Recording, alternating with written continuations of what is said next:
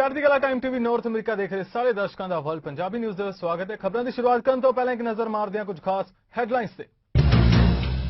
Ford सरकार वालों किया गया स्कूल खोलने का फैसला, एनडीपी पार्टी के एमपीज़ वालों दी गई प्रतिक्रिया।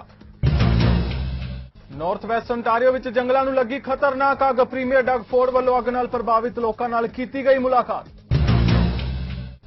फील्ड रीजन में बहुत तेजी नाल हुई वैक्सीनेशन, तीजे पड़ाव तहत पाबंदियां हटाई जाने की जा रही है मेयर पैट्रिक ब्राउन वालों मंग। ते हुण खबरां विस्तार नाल। फोर्ड सरकार वालों कोविड-19 का प्रभाव घटन तो बाद दोबारा स्कूल खोलने का फैसला किया गया है। इस संबंधी एनडीपी पार्टी के एमपीज़ वालों वर्चुअली प्रेस कॉन्फ्रेंस की गई, जिन्हें अपने शंके जाहिर करदे कहा कि फोर्ड सरकार वालों एजुकेशन खेतर में कट लगाए जा रहे हैं ते सेफ्टी लिए कॉलेज साइज छोटे करने का भी कोई प्लान नहीं है, जिस कारण मापे भी चिंतित ने ते स्कूलों में महामारी फैलन का खतरा बनया होया है। Sad to hear how much students are struggling right now because of the lack of supports in schools. And what we're actually seeing, though, despite the fact we know that students are struggling, is that the Conservative government, Doug Ford, they're actually refusing to make the investments or even demonstrate a plan for the upcoming school year that they're going to make our schools safe. They have not made any commitment to invest in hiring more adults or caring education workers in our schools, making our school sizes smaller. They've made no commitment to investing in ventilation systems to make our schools safer. And also no commitment to invest in mental health support that you really articulate in a fantastic way about how it's been such a struggle for students. So the Ford Conservative government is not making the right investments, they're not showing a plan. And beyond anything, in this last budget, in this year, 2021, they actually put forward an $800 million cut to schools. This is not the investment, this is not the direction, this is not what our schools and teachers and students deserve. They deserve better, and the NDP is going to continue fighting for that. Thank you so much, Greta. And I think we all agree that our students and our educators deserve investments in our classrooms, not cuts as we head back into September. With that, I'd like to pass it over to our colleague, Kevin Yard, to share a few words as well. Thank you, Sarah. And I also want to thank Erica for her comments. It is depressing to hear what the state of the students is right now in Ontario. And it just seems to be getting worse because we really don't have a plan by this government. And we've been seeing a lot of parents and school-age kids. They're frustrated because this government has provided no certainty as to what's going to happen in the fall. And we're going down the same path we did last year with upheaval with parents.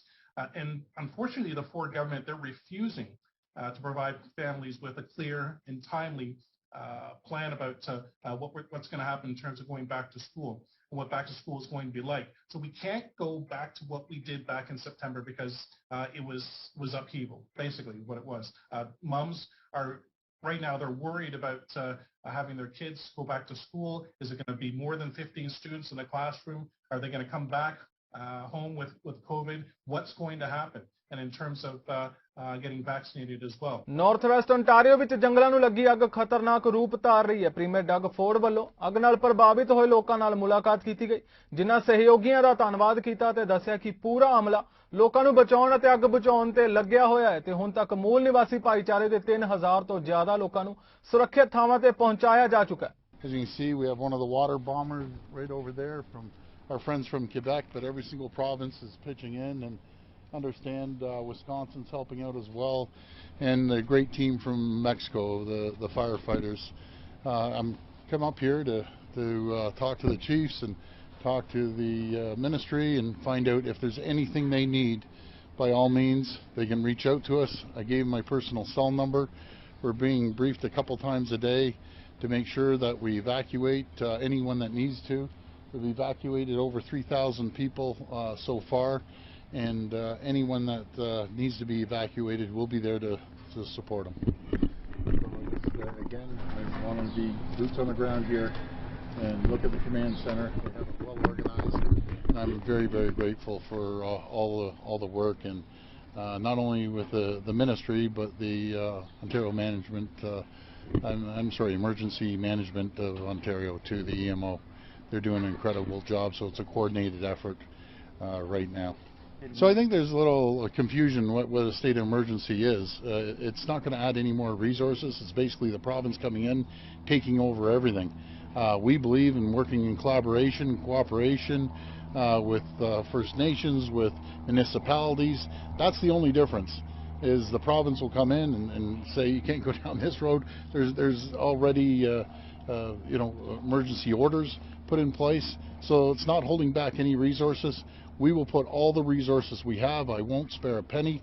We'll make sure we're there to support the people of Northwestern Ontario. Brampton ਦੇ mayor Patrick brown ਵੱਲੋਂ ਇੱਕ ਵਾਰ ਮੁੜ ਮੰਗ ਕੀਤੀ ਗਈ ਕਿ ਤੀਜੇ ਪੜਾਅ ਤਹਿਤ ਪੀਲ ਰੀਜਨ ਵਿੱਚ ਪਾਬੰਦੀਆਂ ਹਟਾਈਆਂ ਜਾਣ। ਉਹਨਾਂ ਕਿਹਾ ਕਿ ਪੀਲ ਵਿੱਚ ਵੈਕਸੀਨੇਸ਼ਨ ਬਹੁਤ ਤੇਜ਼ੀ ਨਾਲ ਹੋਈ ਹੈ ਜੋ ਕਿ ਪ੍ਰੋਵਿੰਸ ਦੇ ਟਾਰਗੇਟ ਨੂੰ ਪੂਰਾ ਕਰਦੀ ਹੈ।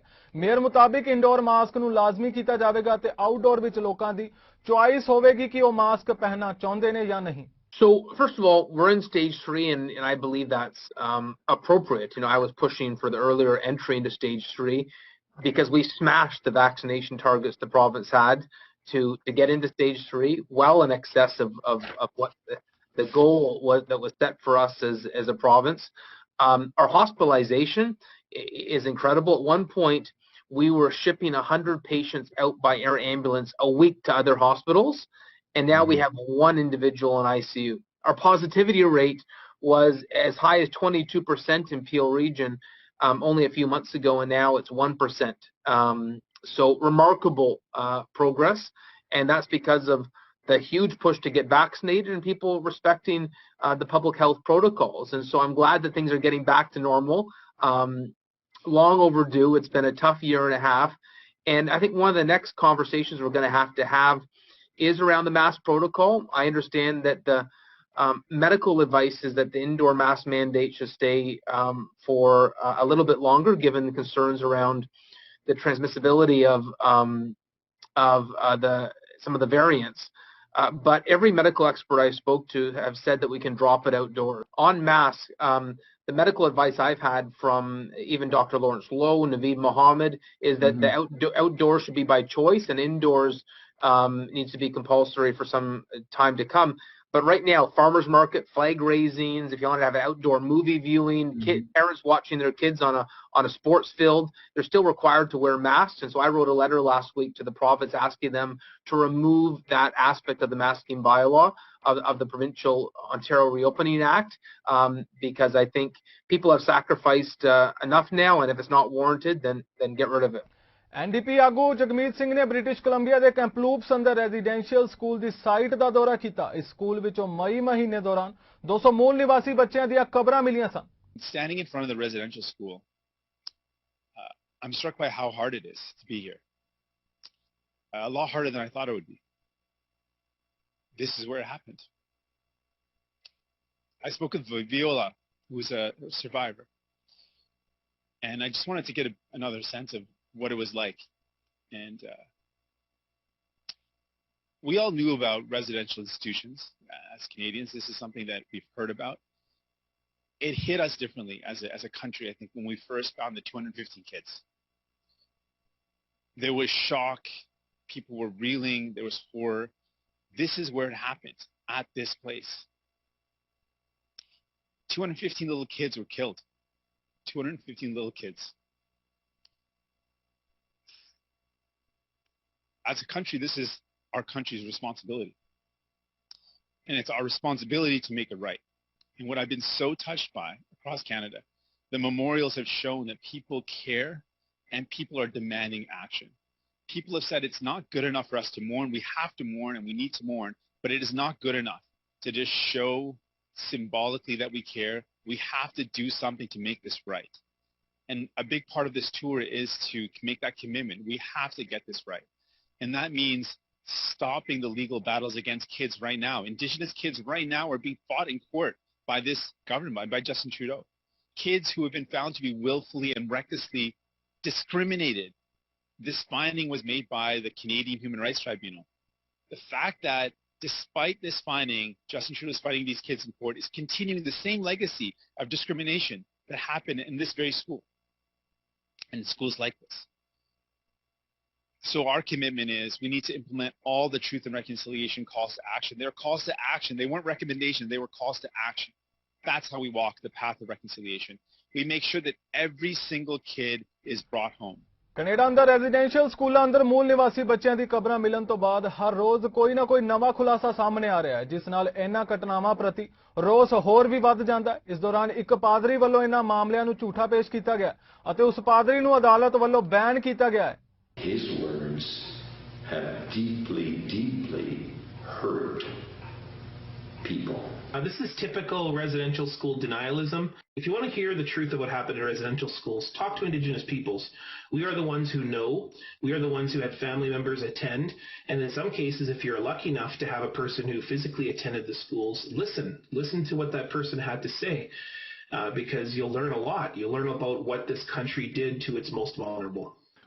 I'm not just sorry or regret or wish he hadn't used those words. I wish to say very, very clearly, and I hope more and more people will come to that place of completely disavowing that kind of thinking. Canada ਦੇ ਸਮਾਜਿਕ ਵਿਕਾਸ ਮੰਤਰੀ ਅਹਿਮਦ ਹੁਸੈਨ ਨੇ Toronto ਵਿੱਚ rapid housing plan ਲਈ federal ਸਰਕਾਰ ਵੱਲੋਂ $132.3 million ਦਾ ਐਲਾਨ ਕੀਤਾ ਹੈ। ਇਸ ਫੰਡ ਰਾਹੀਂ ਸਾਲ ਦੇ ਅੰਦਰ 233 ਹਾਊਸਿੰਗ ਯੂਨਿਟਸ ਬਣਾਏ ਜਾਣਗੇ। ਇਸ ਪ੍ਰੋਗਰਾਮ ਦਾ ਮਕਸਦ ਬੇਘਰੇ ਲੋਕਾਂ ਨੂੰ ਘਰ ਮੁਹੱਈਆ ਕਰਵਾਉਣਾ ਹੈ। And now, through the second round of the Rapid Housing Initiative, we're taking those success stories and investing an additional $1.5 billion. And Toronto is part of the communities that will receive this money. So I have the pleasure today to announce an additional $132.2 million to go to the City of Toronto through the Rapid Housing Initiative Major City Stream to build more affordable permanent housing units for the City of Toronto and its most vulnerable residents. This funding will support the rapid creation of an additional 233 new permanent affordable housing units in the City of Toronto for the most vulnerable individuals, those who are experiencing precarious housing situations, those who are experiencing homelessness, and those who are at risk of experiencing homelessness. That is over 750 units of permanent affordable housing units delivered through the Rapid Housing Initiative to the City of Toronto through the first round and the second round of our program. And just like in the first round of the Rapid Housing Initiative, this new funding and these new units have to be delivered within 12 months. These targeted investments are not only important for the individuals who call these places home, they also stimulate the local economy and create good middle-class, well-paying jobs when they're needed the most. Simply put, this is great news for everyone. Simplement dit, c'est une excellente nouvelle pour tout le monde. It is great news for the workers, it is great news for the families and individuals who will soon call these units home, and it is great news for our local Toronto economy. British Columbia ਦੇ ਜੰਗਲਾਂ ਨੂੰ ਲੱਗੀ ਅੱਗ ਰੁਕਣ ਦਾ ਨਾਮ ਨਹੀਂ ਲੈ ਰਹੀ। ਅੱਗ ਲੱਗਣ ਦੀ ਸ਼ੁਰੂਆਤ ਲਿੰਟਨ ਕਸਬੇ ਦੇ ਪੱਛਮ ਤੋਂ 17 ਜੂਨ ਨੂੰ ਹੋਈ ਸੀ, ਜੋ ਹੁਣ ਤੱਕ 4000 ਵਰਗ ਕਿਲੋਮੀਟਰ ਤੱਕ ਵੱਧ ਖੇਤਰ ਨੂੰ ਪ੍ਰਭਾਵਿਤ ਕਰ ਚੁੱਕੀ ਹੈ। ਵਾਤਾਵਰਣ ਮਾਹਰਾਂ ਅਨੁਸਾਰ ਜੇਕਰ ਸਮਾਂ ਰਹਿੰਦਿਆਂ ਇਸ ਉੱਤੇ ਕਾਬੂ ਨਾ ਪਾਇਆ ਗਿਆ ਤਾਂ ਆਉਣ ਵਾਲੇ ਸਮੇਂ ਵਿੱਚ ਇੱਥੋਂ ਦੇ ਤਾਪਮਾਨ ਵਿੱਚ ਵਾਧਾ ਹੋਵੇਗਾ। So the current situation in BC right now from the wildfires, we've seen about 1,250 wildfires since April 1st of this year. That's resulted in nearly 456,000 hectares area burned. The 10-year average this time is 658 fires and about 106,000 hectares burned. There are currently 245 active fires in BC, and 36 of those are what we consider wildfires of note. Of that 245, 181 of those are due to natural causes. 15 of them are considered to be human caused. This week, the number of daily ignitions have subsided and the wildfires currently burning has also decreased. It has been a pleasure to welcome additional out-of-province resources over the past. Our partners from other provinces, Mexico, and the Canadian Armed Forces are all actively working on incidents.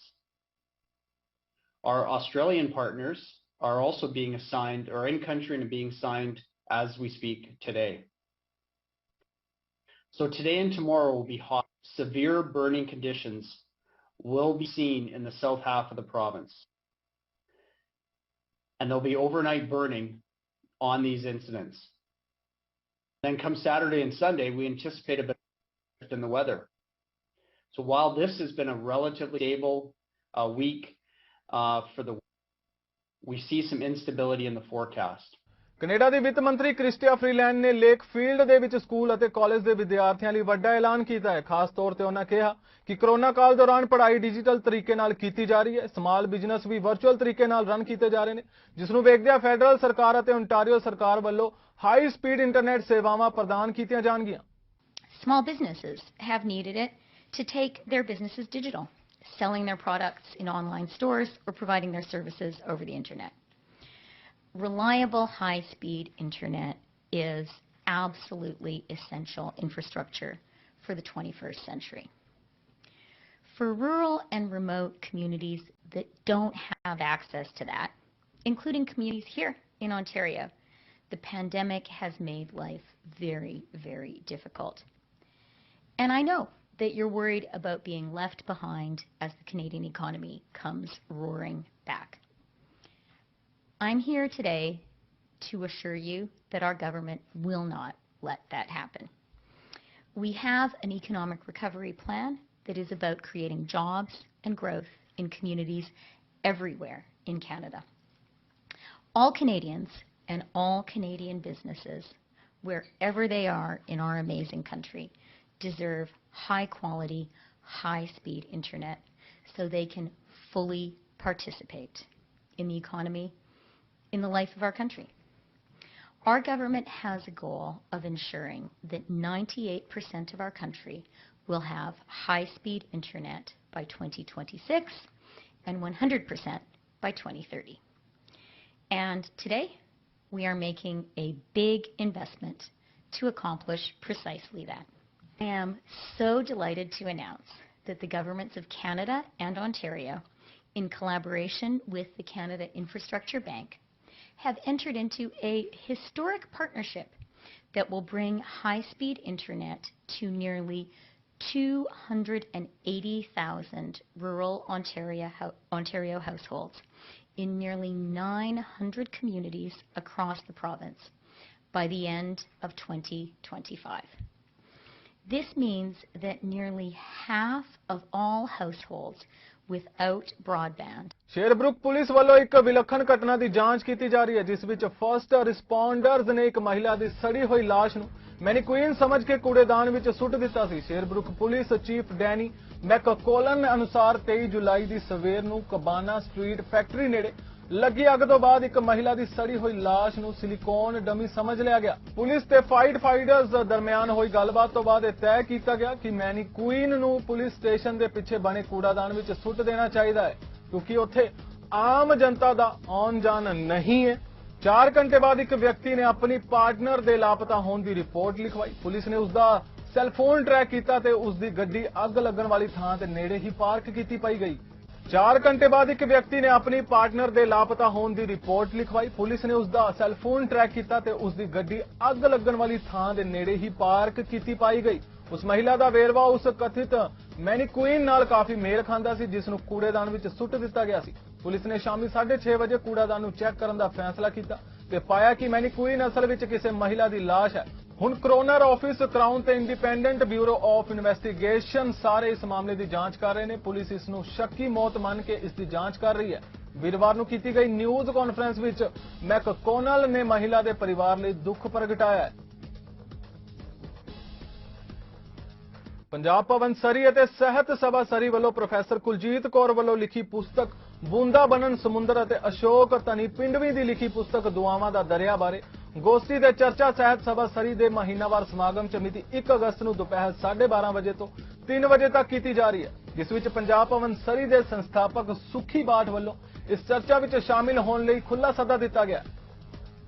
ਫਿਲਹਾਲ world Punjabi news ਦੇ ਇਸ bulletin ਵਿੱਚ ਇੰਨਾ ਹੀ। ਹੋਰ ਤਾਜ਼ਾ ਖਬਰਾਂ ਲਈ ਤੁਸੀਂ ਵੇਖਦੇ ਰਹੋ ਚੜ੍ਹਦੀ ਕਲਾ ਟਾਈਮ ਟੀਵੀ ਨਾਰਥ ਅਮਰੀਕਾ। ਮੈਨੂੰ ਰਿਦਮ ਨੂੰ ਦਿਓ ਆਗਿਆ। ਧੰਨਵਾਦ।